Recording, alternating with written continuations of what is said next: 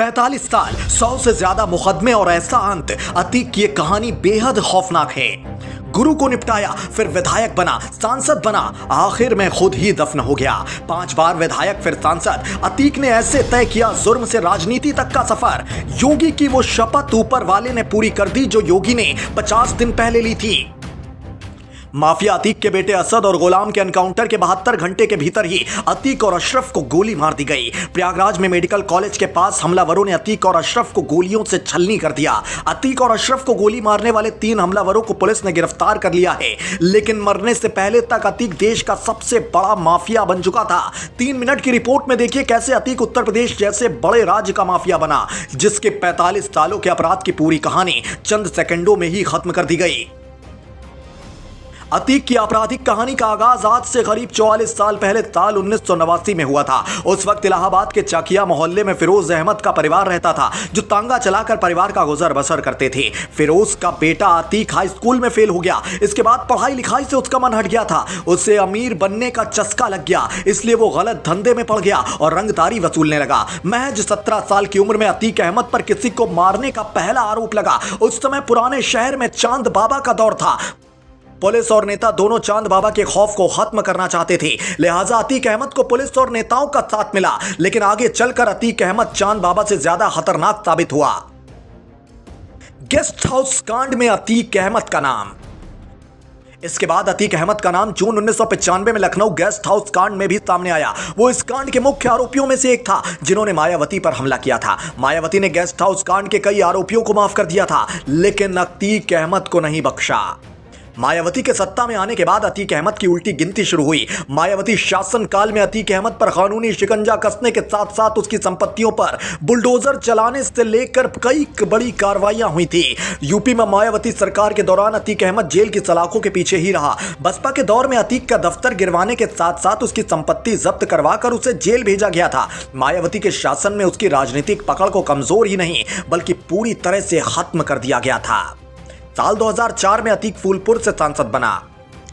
अतीक के माफिया राज को समझने के लिए करीब 19 साल पीछे जाना होगा। देश में आम चुनाव हो चुका था। यूपी की फूलपुर लोकसभा सीट से बाहुबली नेता अतीक अहमद ने समाजवादी पार्टी के टिकट पर जीत हासिल की थी। इससे पहले अतीक अहमद इलाहाबाद पश्चिम विधानसभा सीट से विधायक था, लेकिन उसके सांसद बन जाने के बाद वो सीट खाली हो गई थी। कुछ दिनों बाद उपचुनाव का ऐलान हुआ। इस सीट पर हुए उपचुनाव में सपा ने सांसद अतीक अहमद के छोटे भाई अशरफ को अपना उम्मीदवार बनाया, लेकिन बहुजन समाज पार्टी ने अशरफ के सामने राजू पाल को अपना प्रत्याशी बनाकर चुनावी मैदान में उतार दिया। जब उपचुनाव हुआ तो चौंकाने वाले नतीजे सामने आए। बसपा प्रत्याशी राजू पाल ने अतीक अहमद के भाई अशरफ को हरा दिया। 25 जनवरी 2005 को राजू पाल को मार दिया गया। उपचुनाव में अशरफ की हार से अतीक अहमद के खेमे में खलबली थी, लेकिन धीरे धीरे मामला शांत हो चुका था। मगर राजू पाल की जीत की खुशी ज्यादा दिन कायम न रह पाई। पहली बार विधायक बने राजू पाल की कुछ महीने बाद ही 25 जनवरी 2005 को दिन दहाड़े गोली मार दी गई। इस सनसनीखेज कांड में सीधे तौर पर तत्कालीन सांसद अतीक अहमद और उनके भाई अशरफ का नाम सामने आया था। दिन दहाड़े विधायक राजू पाल के मारे जाने से पूरा इलाका सन्न था। बसपा ने सपा सांसद अतीक अहमद के खिलाफ धावा बोल रखा था। उसी दौरान दिवंगत विधायक राजू पाल की पत्नी पूजा पाल ने थाना धूमनगंज में हत्या का मामला दर्ज कराया था। उस रिपोर्ट में सांसद अतीक अहमद, उनके भाई अशरफ, खालिद अजीम को नामजद किया गया था। मुख्य गवाह था उमेश पाल। इस हाई प्रोफाइल केस में उमेश पाल का एक अहम चश्मदीद गवाह था। जब केस की छानबीन आगे बढ़ी तो उमेश पाल को धमकियां मिलने लगी थी। उसने अपनी जान का खतरा बताते हुए पुलिस और कोर्ट में सुरक्षा की गुहार लगाई थी। इसके बाद कोर्ट के आदेश पर उमेश पाल को यूपी पुलिस की तरफ से सुरक्षा के लिए 2 गनर दिए गए थे। 6 अप्रैल 2005 विधायक राजू पाल कांड की जांच पड़ताल और छानबीन में जुटी पुलिस ने रात और दिन एक कर दिया। पुलिस ने इस कांड की विवेचना करने के बाद तत्कालीन सपा सांसद अतीक अहमद और उनके भाई समेत 11 लोगों के खिलाफ चार्जशीट दाखिल की थी। 22 जनवरी 2016 सीआईडी की जांच से भी राजू पाल का परिवार नाखुश था। निराश होकर उन्होंने सुप्रीम कोर्ट का दरवाजा खटखटाया। मामले को सुनने के बाद देश की सबसे बड़ी अदालत ने इस मामले की जांच सीबीआई को सौंपने का फरमान सुनाया था। 20 अगस्त 2019 सुप्रीम कोर्ट के आदेश पर सीबीआई ने राजू पाल हत्याकांड में नए सिरे से मामला दर्ज किया और छानबीन शुरू कर दी। करीब 3 साल विवेचना करने के बाद सीबीआई ने सभी आरोपियों के खिलाफ चार्जशीट दाखिल की। 1 अक्टूबर 2022 दिवंगत विधायक राजूपाल कांड की सुनवाई करते हुए सीबीआई कोर्ट की स्पेशल जज कविता मिश्रा ने 6 आरोपियों के खिलाफ आरोप तय किए। इस कांड में पूर्व सांसद अतीक अहमद के भाई पूर्व विधायक अशरफ समेत अन्य लोग शामिल थे।